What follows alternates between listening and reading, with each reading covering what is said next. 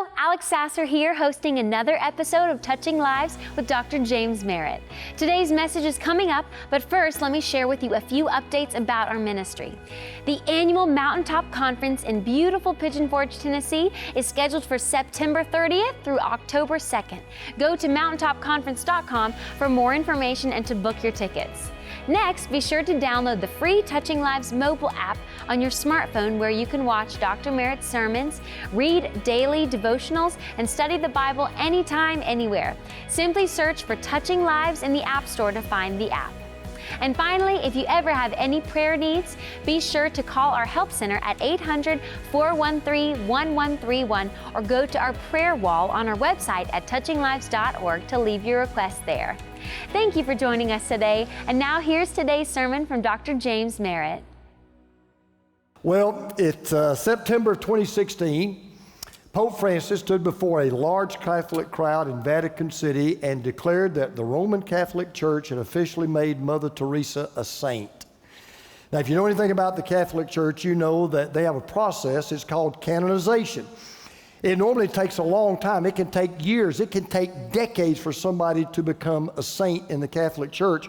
Mother Teresa set the record. 6 months after she passed, she was declared a saint by the Catholic Church. She is venerated, she's idolized, she is respected, she literally is put on a pedestal.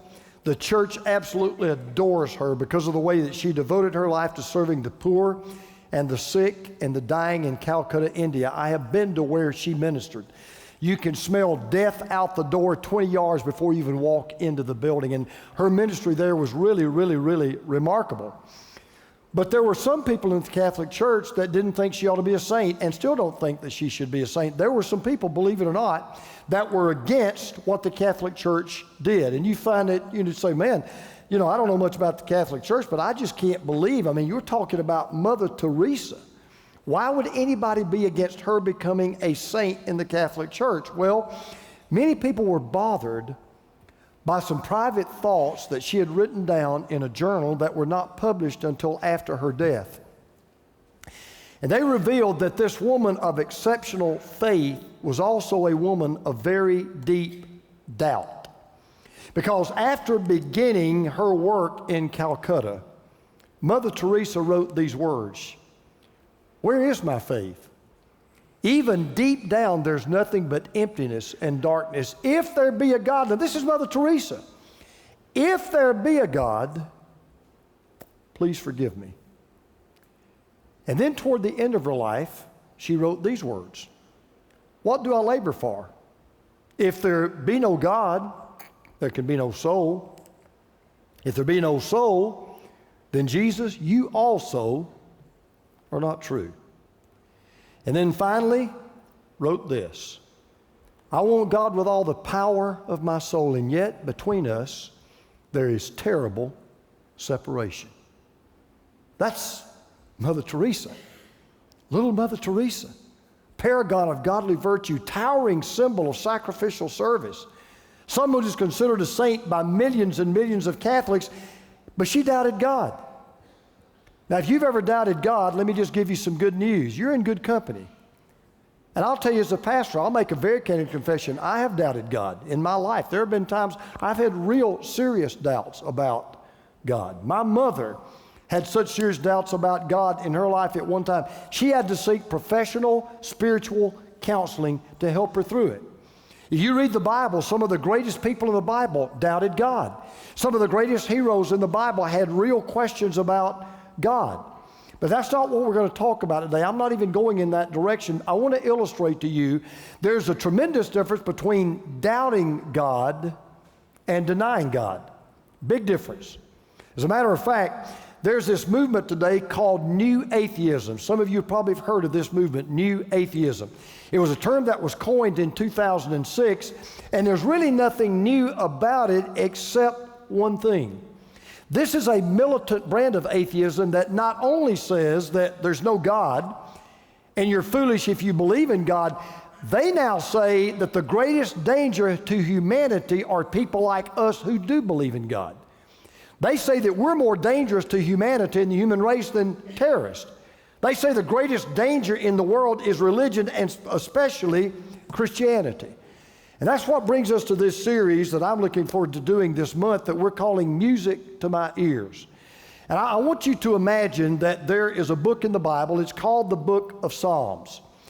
And that book of Psalms, unlike any other book in the Bible, they're not really scripture so much. They really are songs. If you had lived 3,000 years ago, you would not have read these Psalms. You would have sung these Psalms. This was the Jewish hymn book. This was what they used to sing worship unto the Lord. And so I thought it would be good if we just kind of played a little soundtrack this month of some Psalms that especially deal with God and with our relationship to God. And what we're going to look at are 4 Psalms that are so challenging, and they're so comforting, and they're so clarifying. And I pray that as we read these Psalms, you'll say, you know what? I need to listen to this music more often. I need to listen to these spiritual songs more often. I need to make this music to my ears. And if you want to look on today, we're going to listen to a song called Psalm 14. Psalm 14. Now, if you don't know where the Psalms are in the Bible, it's really easy. It's almost in the middle of your Bible. It's the largest book in the Bible, 150 chapters. We're in Psalm 14. And today we're going to start with a song that actually answers this question. Why should we believe in God? And what is wrong with not believing in God? It deals with what is historically known as what we call atheism. More today than ever before in my ministry, I'm getting calls from parents, emails from parents. My son's turning away from the faith. My daughter's turning away from the faith. My son no longer believes. My daughter no longer believes. Can you help me? Matter of fact, I was surprised to learn that the word atheism doesn't even appear in the English language until the 16th century. And according to the Oxford English Dictionary, it documents that the first time the word was ever used was in 1568, about 550 years ago, when it was actually borrowed from another language. And in a relatively short time, it became a common everyday word that people began to use more often. The only difference was back in the day, it was used to describe something that was thought to be new and kind of unique, and that is a total, absolute committed, sold out to an unbelief in even the existence of God. Now, you may be wondering, okay, time out. I could understand if you were preaching this to a convention of atheists. We're a church. Probably 99.99% of the people who are listening to me right now, you would say, look, I'm not an atheist. As a matter of fact, only 2.4% of Americans claim to be atheists. So 98 out of 100 people you meet will tell you they believe in God or some form of God. And I know that the vast majority of the people that come to church are not atheists. However, if any of the following are true about you or have been true about you, or you know of someone that this may be true about, you might want to listen to this message. You've never had a serious interest in spiritual matters. You might want to listen to this message. You may have had a very strict religious upbringing, but have since rejected everything you were taught to believe. Well, you might want to listen to this message. Life is going so well for you at the moment, you don't even see why you need God at all. That's increasingly true in the area where we live. Life's going so bad with you that you've given up on the idea that there's a God who loves you and cares for you. Meet people like that all the time. You've come to the conclusion that science explains reality, and there's no need for a God figure, nor is there evidence that one exists. You feel even to deal with a question is a waste of time. Well, in this groundbreaking 14th Psalm, a king by the name of David decides he wants to tackle this whole issue head on. And he tells us there are basically 3 things that you can do with God, 3 things you can do with the idea of God in your heart and in your mind. And all 3 are taking place today in this country, in this city, in this county, in this community, even as we speak. Number 1, you can reject the reality of God. You can reject the reality of God. Now, we begin with the most profound statement in God's Word about atheism. The Bible says, King David said in Psalm 14:1, the fool says in his heart, there is no God. Now, I want to tell you something that just really blows my mind. If I never read the Bible and you told me that this was God's Word, One of the first things I would do, just the way I think, I'd say, I want to find everything God says to the atheist. I want to find what are the evidences, what are the arguments, what's the apologetical case that he makes against atheism. Here's what shocks you. There are 41,173 verses in the Bible. One half of one verse deals with atheism. There are 774,746 words in the Bible. 10 words are given over to atheism. The atheist looks at God and says, you're not there. The atheist says, there is no God. What does God say back to the atheist? Fool. That's it. Not gonna even get in the conversation. Not gonna waste my time. Fool. Now, you have to admit, if you're an atheist or you have atheist leanings or you really doubt whether God exists or not, there's something humorous about God even talking to someone that doesn't even believe in him. I read the other day, there was a little boy who was raised in an atheistic family. His mom was an atheist, his dad was an atheist, and I mean they preached atheism 24/7 every single day. They were having dinner one night, and all of a sudden the little boy looked at his mom and dad and he said, do you think God knows that we don't believe in him? I mean, and let me just be clear here, okay? Let me just be clear here, because I'm not trying to go out of my way to offend anybody. David's not being condescending. He's really not. He's not really trying to talk down to someone, because the question he's dealing with is not with the intelligence of someone who doesn't believe in God or the brilliance of someone who doesn't believe in God. And I know that because of the word that he used for the word fool. In the Hebrew language, there are actually 3 words that you can use for the word fool. Now, one word is the word that would kind of signify what we mean when we call somebody a fool, and it refers to somebody that's kind of dumb or stupid, okay? And that's what we call somebody a fool, that's really kind of what we mean. You're just being a fool. That's just dumb or that's just stupid. That's not the word that David uses here. There's another word that refers to someone that's just unreasonable and perverted and can't think straight. That's not the word that David uses here. The word that David uses here is a word that refers to a stubborn animal. And what David is saying is this. He says, look, I'm not talking about the IQ of an atheist. There are atheists, their IQs are off the charts. Stephen Hawking was an atheist.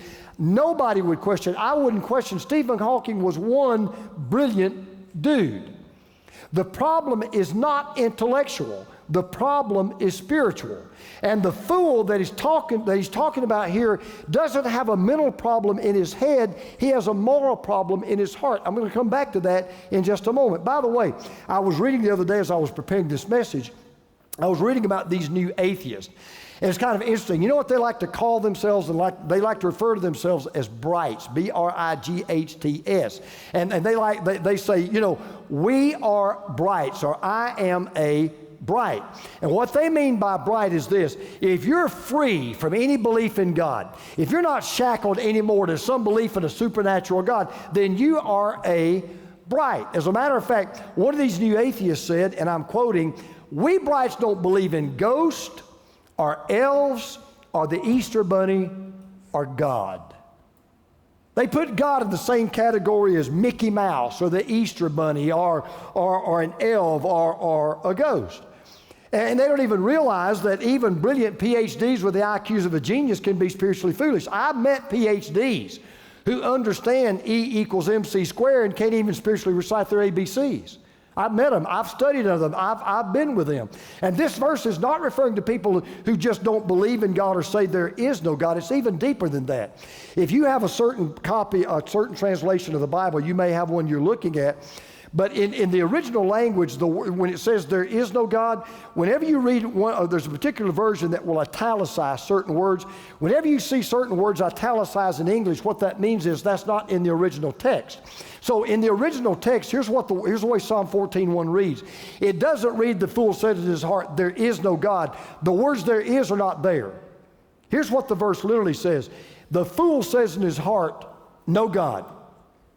In other words, he says, I not only don't believe in God, I don't want God to exist, and I don't want to have anything to do with this God. Now, the reason why I think it's a good thing that we preach about this in a church where probably 99.99% of you believe in God is because there's more than one kind of atheist, and I'm sure you haven't thought about this, and this is why for some of you, you may think, well, this message has nothing to do with me. because I do believe in God. So I guess I can kind of take the day off. No, not so fast, my friend, because there's more than one kind of an atheist, okay? There's what we'll call for the time being an intellectual atheist, okay? Now, we know who they are. In their head, they deny the reality of God. They believe there is no God, okay? They're out there. Not a lot of them, but they're out there. However, there's also what I call the practical atheist.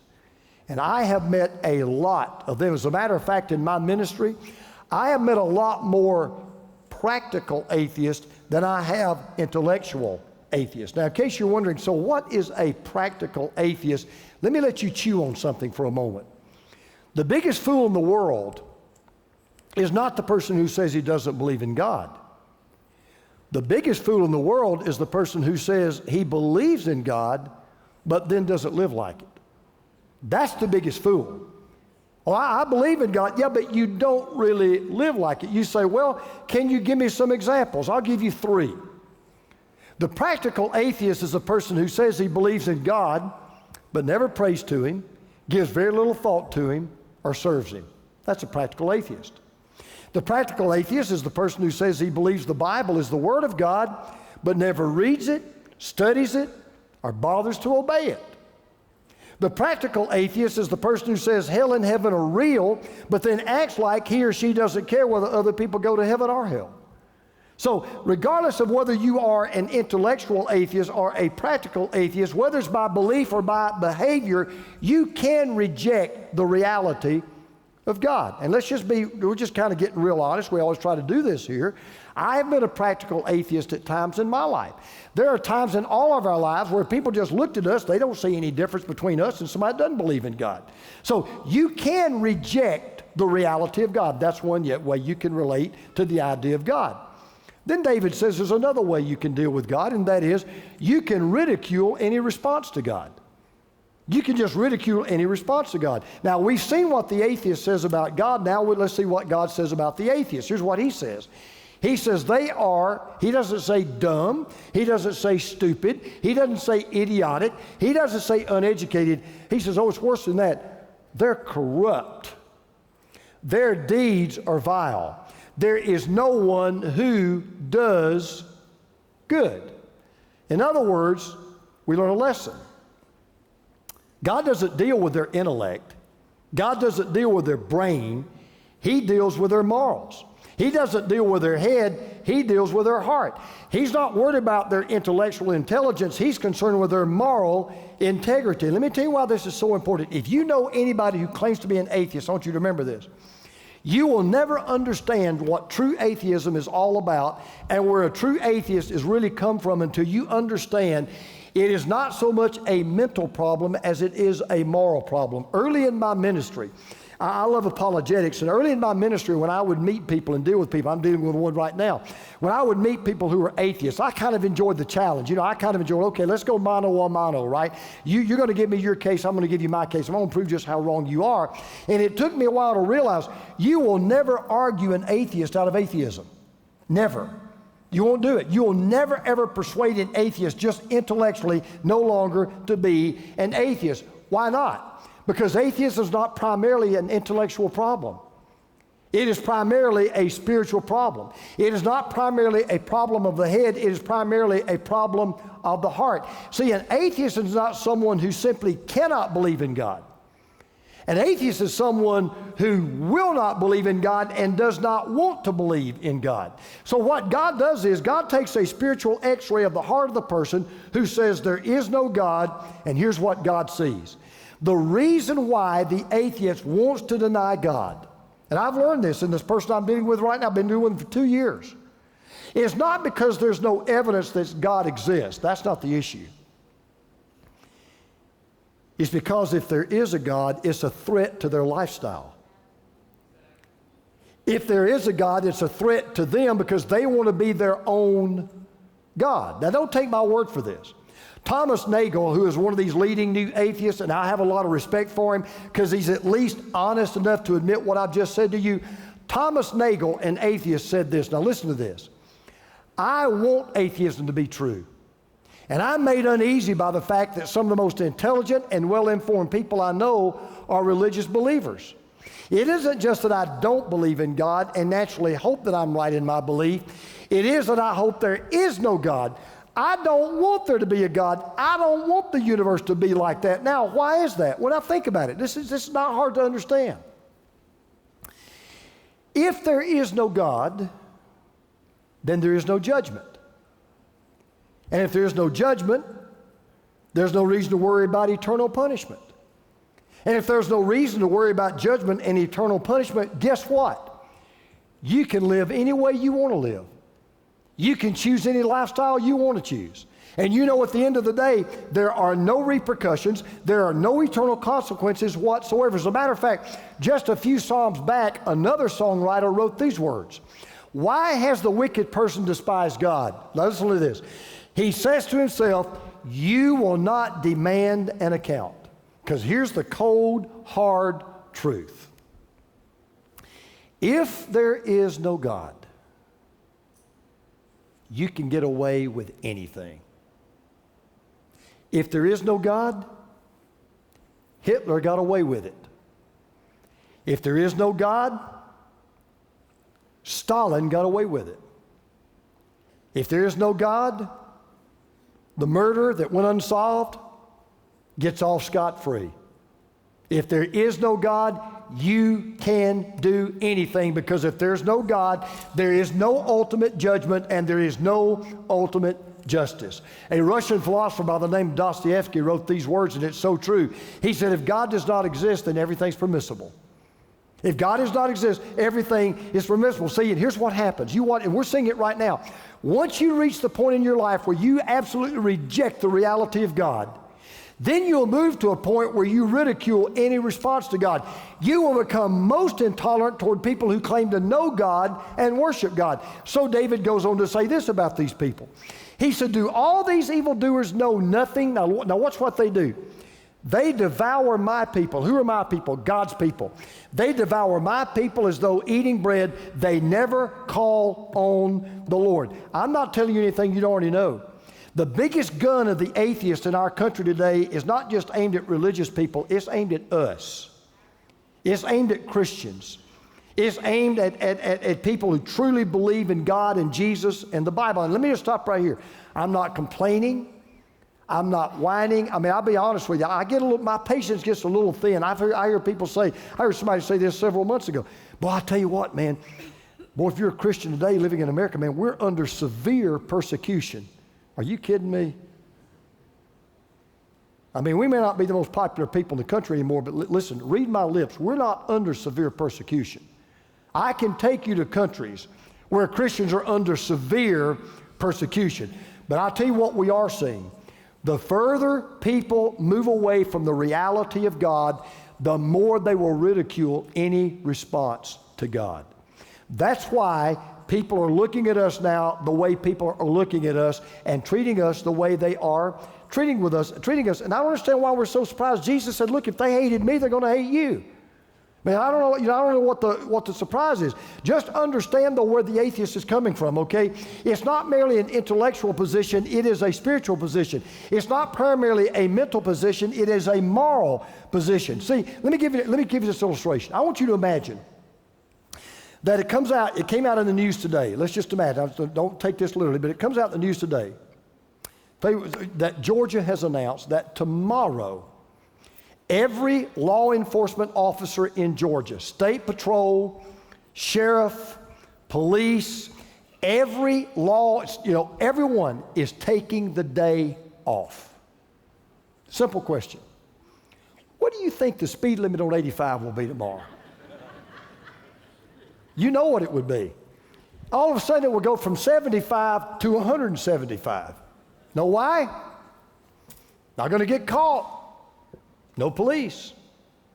Let's just say that we took away all the judges. No more judges. We all get off free. What do you think happens when you take God away? Well, as Billy Joel sings, and thank God you rest, I'm not going to sing it.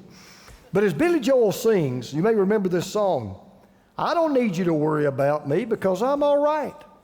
I don't want you to tell me it's time to come home. I don't care what you say anymore. This is what? Yeah, this is my life. Go ahead with your own life and leave me alone. That's exactly the song of the atheist. Look, it's my life. You don't tell me what to do. There's no God to tell me what to do. Nobody's going to tell me what to do. It's my life. That's the way it works. When you begin to reject the reality of God, you begin to ridicule any response to God. It just happens. But then David says, but there's a third way you can deal with the idea of God. Yeah, you can reject the reality of God. And yes, you can ridicule any response to God. But then David says, you can rejoice in a relationship with God. Now, rather than make this long argument, which is what I would have done, I mean, let me tell you something. If I was writing this psalm, it would be about 20 pages long if I was writing the song. It's a long song. David doesn't do that. He says, you know, I'm just going to make one statement in one verse and kind of sum up my side of the story. And here it is. For God is present in the company of the righteous. God is present in the company of the righteous. Well, who are the righteous? Well, who's the atheist? The atheist is the one that says, no God. The atheist is the one who says, I don't seek God. The atheist is the one who says, I don't want God. The atheist says, for me, no God. I turn away from God. Well, then who are the righteous? They are just simply the people who say, I do want God. I do seek God. I do believe in God. I do trust God. I do want God. You see, the difference between the believer and the unbeliever is very simple. The unbeliever only looks with his eyes. The believer looks with his eyes and with his heart. See, these new atheists, they try a trick that doesn't work. Here's what they do. This person I'm dealing with right now, first time we met, this person tried this. And you know, it's good that I've been working so long and deal with this so long that I was ready for it. I wouldn't have been ready for it, you know, many years ago when I first started. But here's the trick they'll do. So they'll look at us as believers and they'll say, you know what your problem is? Your problem is you're a believer. And so you'll say, well, why is that a problem? And they'll say this. They'll say, well, you're a believer. Why is that a problem? Well, you live by faith. And they think they got you. Until you look at them and you say, well, the truth of the matter is, so do you. You live by faith. Yeah, I live by faith, but you live by faith. A Wisconsin University professor with a PhD from Oxford, who's an atheist, got up before his class and once admitted this truth about his own atheism. He said, even as the evangelical Christian, that's us, accepts God by faith, I reject the idea of God by faith. Now listen to what he says. I cannot reject God by reason alone, for there's too much evidence of his existence. It is by faith that I am an atheist. I'm talking to this person. I've been with this person for 2 years. I've been dealing with this person, maybe 3 now. I can't remember. I've lost track. And in our first meeting, when this person said, well, you know, your problem is you live by faith. I just don't. I live by faith. I said, no, you live by faith. As a matter of fact, I said, I want to brag on you. You got more faith than I got. The person said, well, what do you mean? I said, let me give you an example.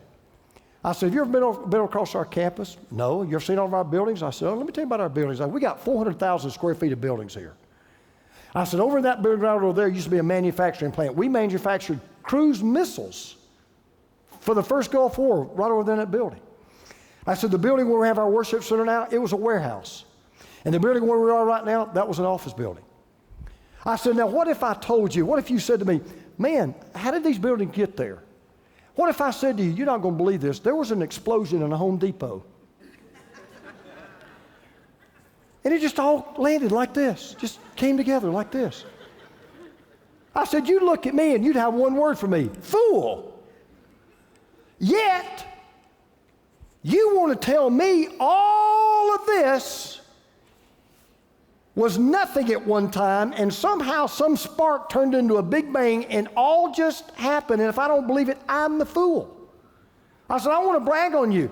Yeah, I said, you know why I'm not an atheist like you? The person said, why? I said, I don't have that much faith. I just don't. I just can't get to where you are. I mean, I really do admire your faith. Because see, the truth of the matter is we all live by faith. The question is not, do you have faith or you don't have faith? That's not the issue. The issue is, I believe in God. What's my evidence? You don't believe in God. What is yours? Because here's the trick they like to play. So I want to help you on something. Next time you deal with an atheist, remember this. Here's what they'll say to you. They'll say, okay, now I'm willing to talk with you about your belief in God, but here's the way it's going to work. You have to assume that I am right and you are wrong. And you've got to prove that you're right and prove that I'm wrong. And when they do that, you have to say, no, you have to understand something. We're not going to assume that you're right and I'm wrong. We're not going to assume that I'm wrong or right and you're wrong. What we're going to have to assume is real simple.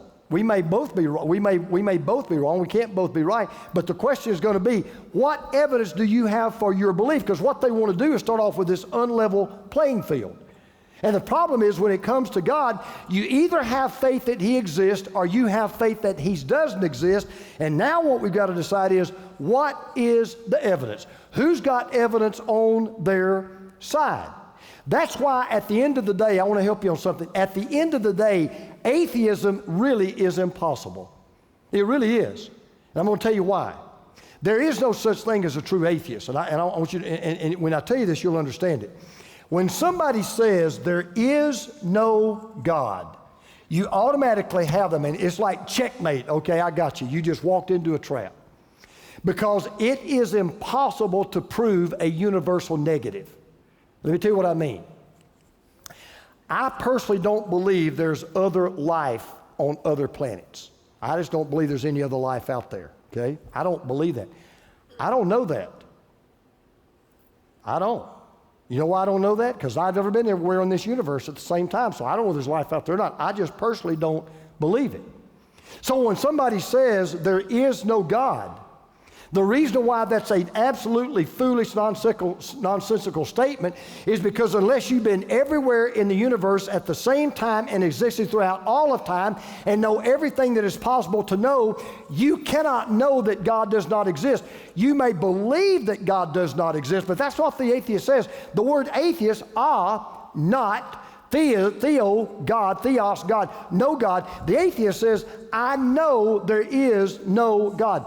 You can't say that. There's no such thing. It's impossible because you don't know that. And leads me to one of the 3 or 4 most unbelievable things that ever happened in my ministry. Some of you have heard this story before. Many of you have not. And it's one of my favorites, so I'm going to tell it one more time because it just illustrates this whole message in an unbelievable way. I was pastoring in Mississippi. You know, Paul said, I've learned in whatever state I'm in to be content. Trust me, he had never been to Mississippi. But I was pastoring in Mississippi. And so I was in a big shotgun auditorium, and after the service over, this big guy walks up, and I'm dealing with somebody come forward to give their hearts to the Lord. And I'm dealing with this person. I noticed out of the corner of my eye, this guy walks up, and he's wanting to talk to me. About 6'4", weighed about 220, big guy. And so I got dealing with him. Well, as soon as I got through doing this person, I turned around, and he literally rushes me, big guy. Grabs me by both arms. He said, tears coming down his cheeks. He said, I got to talk to you right now. I got to talk to you right now. Privately, I got to talk to you right now. I said, oh, okay. So can we go back to your office? I said, sure. So we go back to my office, and he says, do you really believe what you preached today? And I just happened to be preaching on Jesus being the only way to heaven and the only way to God. He said, do you really believe what you preached today? I said, well, yes, sir, I do. He said, I want you to go see my wife. He said, my wife needs God, and I want you to go see my wife. And I said, sure, I'll go see her.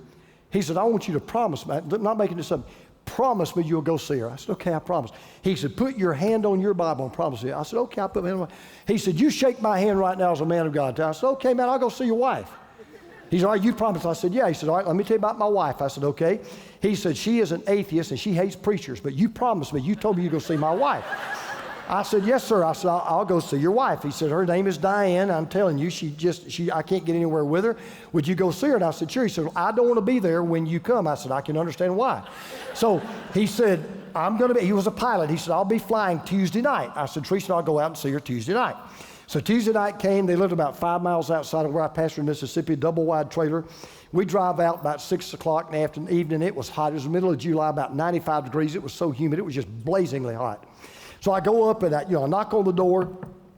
Door opens, and here's Diana Bailey. Big, thick glasses, no makeup, hair up in Coca-Cola cans. I mean, she was a sight to behold. And she looks at me just like this. She says, what do you want? I said, well, your name's Diana Bailey? She said, yes. And I said, well, my name's James Merritt. This is my wife, Teresa, and I pastor Highland Church here in Laurel. And I've come out to visit with you. She stopped me right there. Let me just get 2 things straight. Number 1, I'm an atheist. Number 2, I hate preachers. I said, heard all about you. I said, I get that. I said, but look, I've driven all the way out here. It's in the middle of the afternoon. I said, it's hot as blazes. Would you give me 10 minutes of your time? She said, I'll give you 2. I said, I'll take it. So we go in, sit down. She's watching her clock, right? I mean, she's timing me 2 minutes.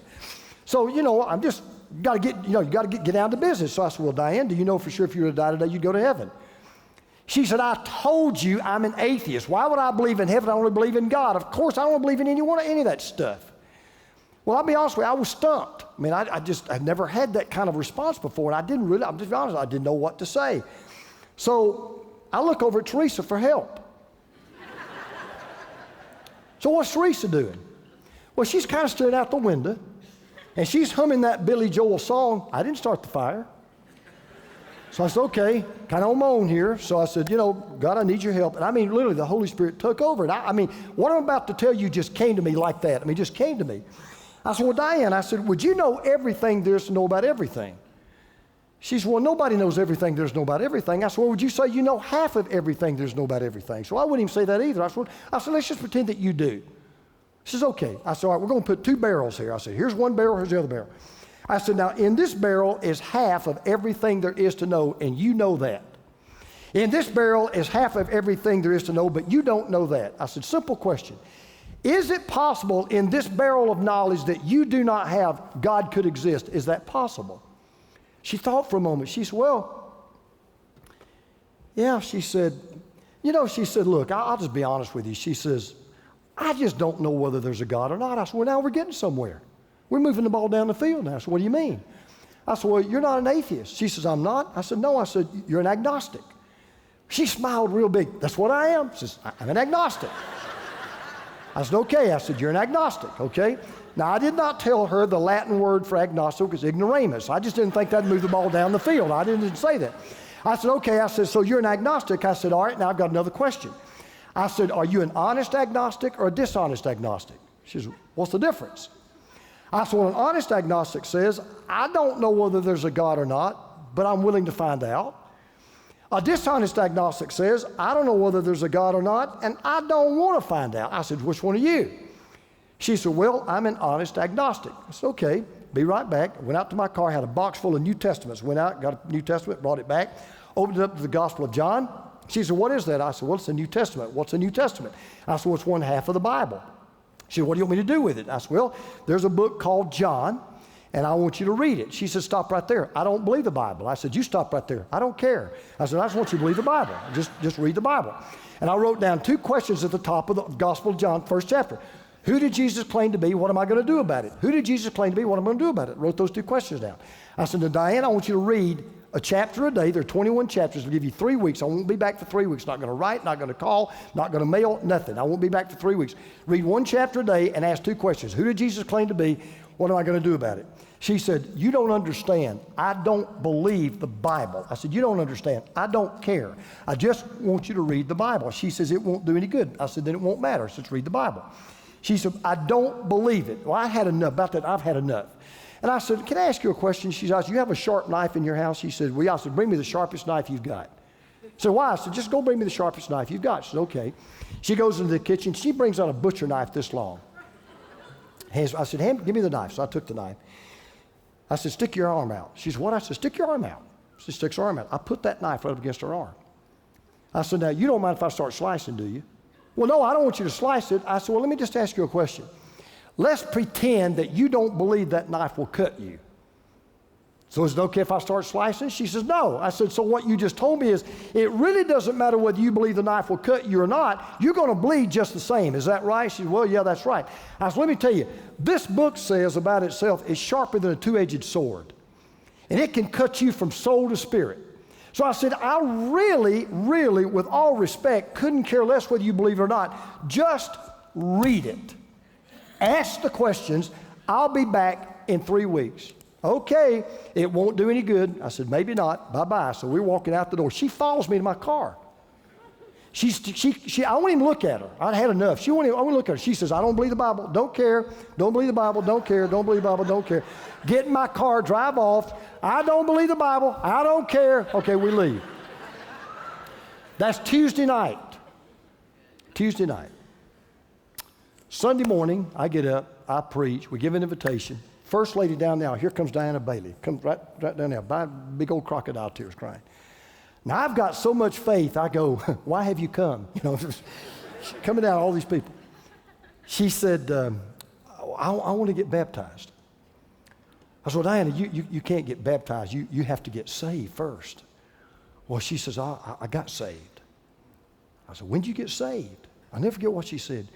She said, I got saved Wednesday morning. I didn't get past the first chapter. Now, I want you to learn a lesson. When you decide to seek God, you'll find Him. He doesn't play hide and seek. He's out there. And you'll find a God that you can know, a God that you can love, a God that you can talk to, a God that you can walk with, a God that you can worship, a God that you can serve, a God that you can experience, a God that you can rejoice in, a God that will love you and you can love Him back, and a God that you can spend eternity with because He loved you so much, He sent His Son to die on a cross and brought Him back from the dead just so we can know the Creator of this universe. So,